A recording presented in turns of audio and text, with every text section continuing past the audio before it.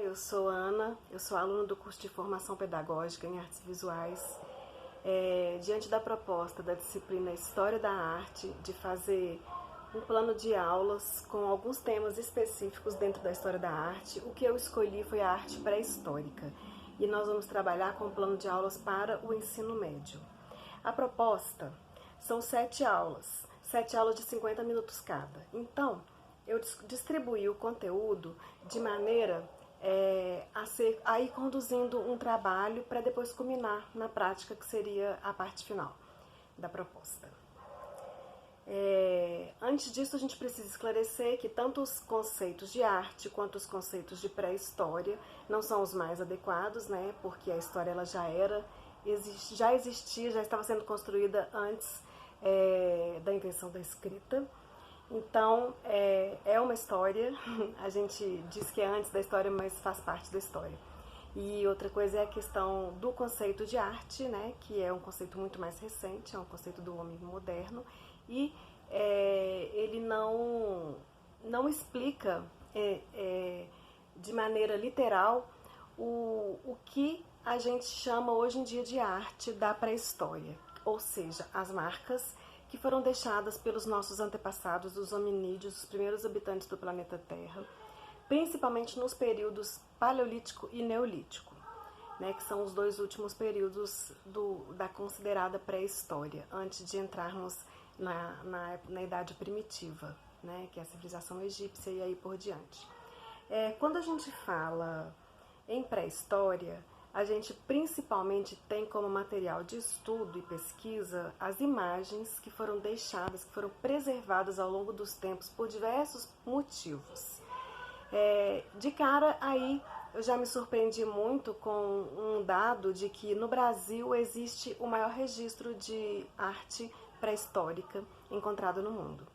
Provavelmente é por causa das condições inóspitas aonde eles se encontram. Os locais aonde eles se encontram são locais de muito difícil acesso. Então, a atividade humana tem muito mais dificuldade para chegar até lá e, consequentemente, de destruir o lugar.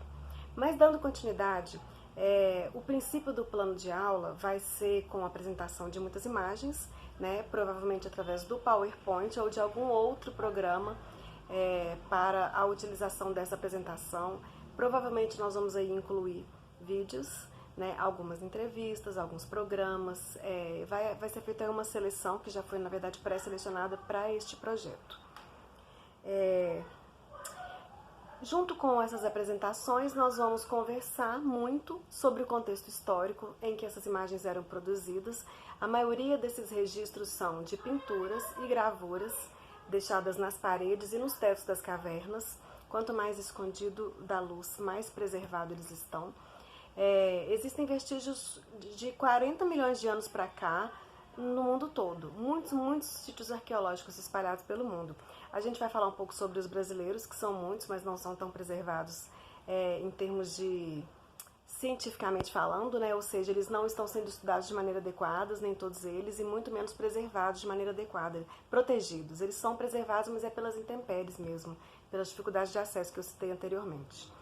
Então, conversando sobre esses contextos, a gente vai conversar um pouco assim sobre algumas perguntas que vão nos conduzir a pensar como os seres humanos da época viam essa expressão que eles escolhiam para utilizar, as expressões visuais, né? Eles faziam, além dessas pinturas, muitas esculturas, pequenas esculturas, até esculturas gigantes, que a gente pode dizer também que são arquitetura, né? São os monolíticos, são os monumentos de muitas pedras gigantes, coisas que até hoje são mistérios de como é que elas foram construídas.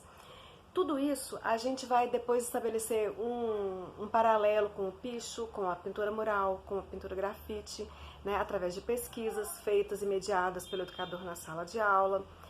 Com todo esse processo nós vamos tentar estabelecer um paralelo, pensando sempre nessas perguntas de como os homens viviam e qual era a função do uso dessa produção de imagens, por que eles faziam aquilo, por que se arriscar tanto para pintar o teto das cavernas muito altas, enfim. Isso tudo para trazer um paralelo, estabelecer essas perguntas e tentar contextualizar um trabalho prático que vai ser proposto, que vai ser uma pintura mural coletiva, construída desde o projeto pelo coletivo da sala de aula, e uma documentação, um registro muito diversificado, que na verdade vai depender muito do perfil da turma, mas a intenção é que a prática seja documentada desde a pesquisa até os planejamentos e a execução do mural, para que depois ele seja apreciado e seja objeto de reflexão para a avaliação coletiva, né, que é a avaliação de todo esse processo.